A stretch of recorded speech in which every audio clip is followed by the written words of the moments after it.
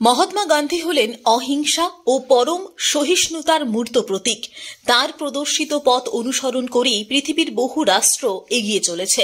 মঙ্গলবার জাতির জনক মহাত্মা গান্ধীর ৭৬তম আত্মবলিদান দিবসে এই মহান রাষ্ট্রনেতার প্রতি শ্রদ্ধার্ঘ্য নিবেদন করতে গিয়ে কথাই বলেন পশ্চিম বর্ধমানের জেলা শাসক এস পন্নম্বালম।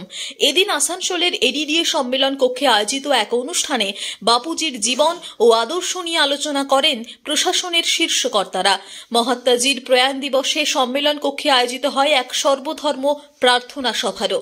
হিন্দু, মুসলিম, শিখ, খ্রিস্টান, বৌদ্ধ, জৈন ধর্মের প্রতিনিধিরা এই সর্বধর্ম প্রার্থনা সভায় মহাত্মাজিকে শ্রদ্ধার্ঘ্য চিত্তে স্মরণ করেন।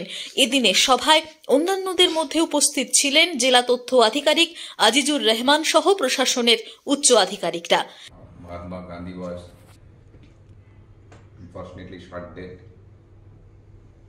We observe in honor of his memory and also in honor of his contribution to our nation.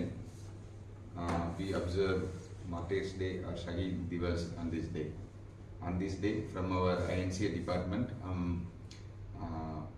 all religion ka peace prayer we organize each year. ये आज का दिन में आपको सबको यहाँ हम इनवाइट किए हैं ये दिन ऑब्जर्व करने के लिए। Father of the nation Mahatma Gandhi ji के बारे में उनको बोलने का जरूरत है नहीं। उनका जो टीचिंग्स उन्होंने जो बोले थे उनका लाइफस्टाइल भी वैसे थे और उनका जो टीचिंग्स जो non violence and tolerance, peaceful means of protest, ये सभी not only India, सारा दुनिया फॉलो कर रही है। अभी भी अब जो भी कंट्री में किसी का कोई भी ग्रुप ऑफ पीपल का लोग का अगर दिक्कत हो रहा है, उन लोग का अगर कुछ उन लोग का प्रोटेस्ट करना पड़ रहा है नहीं है तो उनका कुछ एक्सप्रेस करना पड़ रहा है। They are adopting Mahatma Gandhi ji का उनका टीचिंग्स उनका आइडियाज अडॉप्ट करके उन लोग ये कर रहे हैं।